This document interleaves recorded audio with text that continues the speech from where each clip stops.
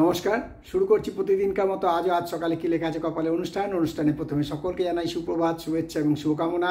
আশা করি সবাই ভালো আছেন, আনন্দেই আছেন। আজকে প্রতিদিনকার মতো দিনের পরিচিতি, সূর্য উদয়, সূর্য অস্ত, গঙ্গায় জোয়ার ভাটা, শুভকর্ম এবং দিনের স্মৃতিচারণ ও 12টি রাশি নিয়ে সংক্ষিপ্ত এবং সামগ্রিক রাশিফল। তাহলে দিনের পরিচিতি শুরু করি। আজকে বিশুদ্ধ সিদ্ধান্ত এবং গুপ্ত প্রেস মতে 7ই চৈত্র 1431 এবং ইংরাজির 21শে মার্চ 2025। আজ শুক্রবার। আজকে সূর্য উদয় হয়েছে ভোর 5টা 46 এবং সূর্য অস্ত যাবে সন্ধ্যে 5টা 44। আজকে তিথি সপ্তমী তিথি এবং এটা চলবে মধ্যরাত 12টা 1 পর্যন্ত। আজকে গঙ্গায় জোয়ার আসছে, জোয়ার আসবে সকাল 8টা 20 এবং রাত্রি 8টা 25। আর ভাটা বেলা 3টে 20 এবং শেষ রাত্রি 3টে 25। এই হলো গঙ্গায় জোয়ার ভাটা। এবারে আজকের দিনের স্মৃতিচারণে কিছু বলবো।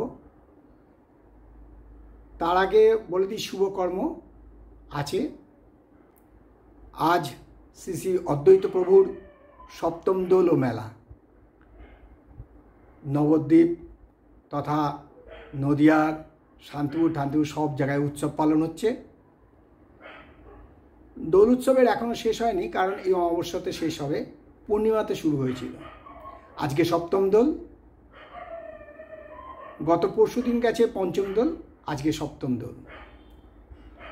তাই দিনের স্মৃতিচারণে শ্রী শ্রী অদ্বৈত প্রভুর চরণে শতকোটি প্রণাম দিয়ে শুরু করছি।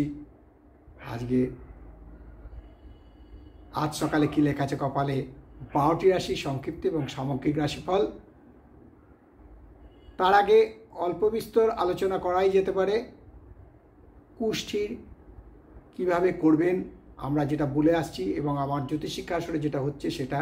তথাপি আরেকবার বলি, কুষ্ঠির যে বিচার আপনারা জানেন, ঠিকুজি কুষ্টি আগে চলতো, এখন কুষ্ঠির অনেকগুলো ভাগ হয়েছে।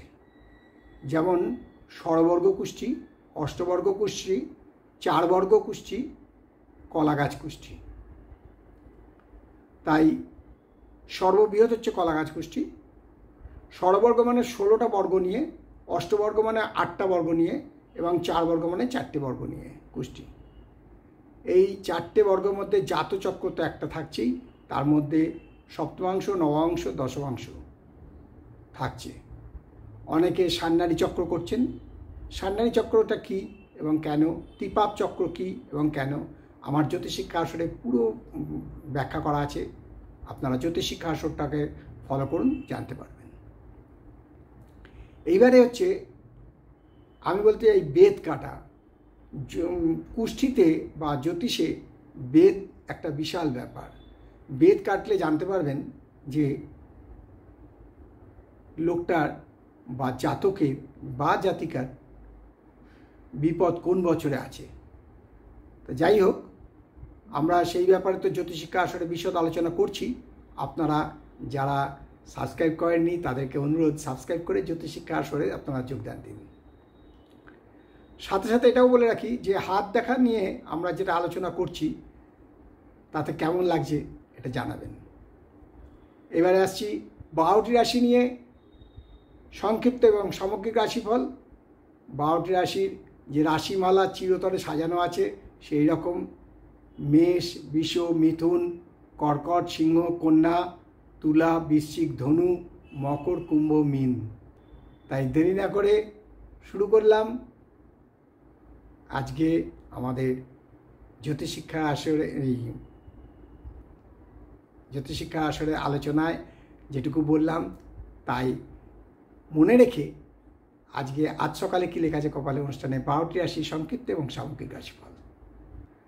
মেষ রাশি জাতকরা কিন্তু আজকে কোনো সম্পত্তি ক্রয় করতে পারেন, অর্থাৎ আজকে সম্পত্তি বৃদ্ধির যোগ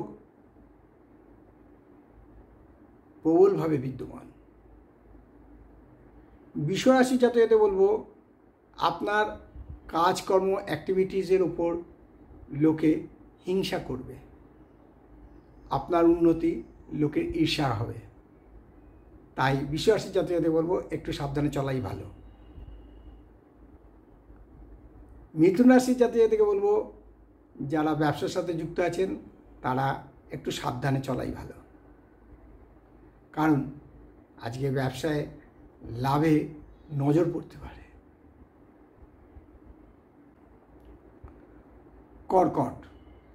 কর্কট রাশির জাতকদের বলবো যারা কর্মক্ষেত্রে আছেন তারা খুব সাবধান, কারণ আজকে কর্মক্ষেত্রে গোলযোগ দেখা দিতে পারে। তাই কর্কট রাশি জাতকদের বলবো একটু সাবধান। সিংহ রাশি জাতকদেরকে আজকে মিশ্র ফল পাবেন। কন্যা রাশি জাতকদের বলবো গুরুজনের জন্য আজকে ব্যয় হতে পারে, অর্থাৎ গুরুজনের চিকিৎসার জন্য আজকে ব্যয় হতে পারে, এটা সাবধান।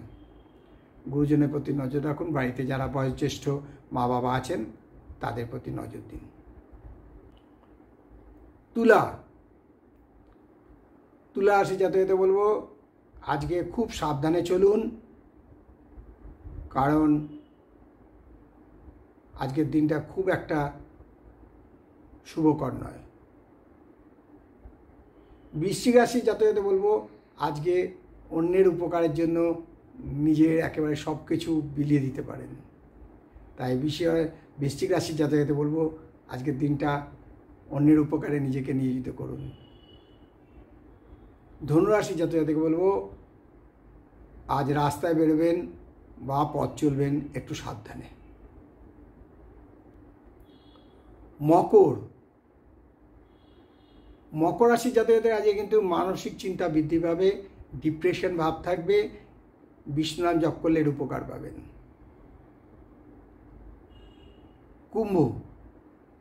কুম্ভ রাশি জাতকদের আজকে আয় শুভ। এবং মীন রাশি জাতকদের বলবো যে একটু বাক সংযম করলে দিনটি আপনার পক্ষে যাবে, অর্থাৎ বুঝে শুনে কথা কোষ, বহু কথার বহু দোষ। এই হলো 12টি রাশি নিয়ে আজ সকালে কি লেখা আছে কপালে অনুষ্ঠানে সবাইকে আমরা সাদর আমন্ত্রণ জানাই এবং এই অনুষ্ঠান আপনাদের জন্যই কেমন লাগছে তা জানাবেন। তাই সময়ের অপচয় না করে, তাই শেষ করার আগে বলি মা দশমহাবিদ্যার কৃপায়, দেবাদিদেব মহাদেবের কৃপায় এবং শঙ্খচক্র গদাপদ্মধারী নারায়ণের কৃপায় সবার মঙ্গল হোক, সবার ভালো হোক, সবাই সুখে থাকুন, আনন্দে থাকুন, এই কামনা করে আজকের দিনটি শেষ করলাম। আবার আগামীকাল পাতে দেখা হবে। ততক্ষণ ভালো থাকুন, সুস্থ থাকুন, আনন্দে থাকুন।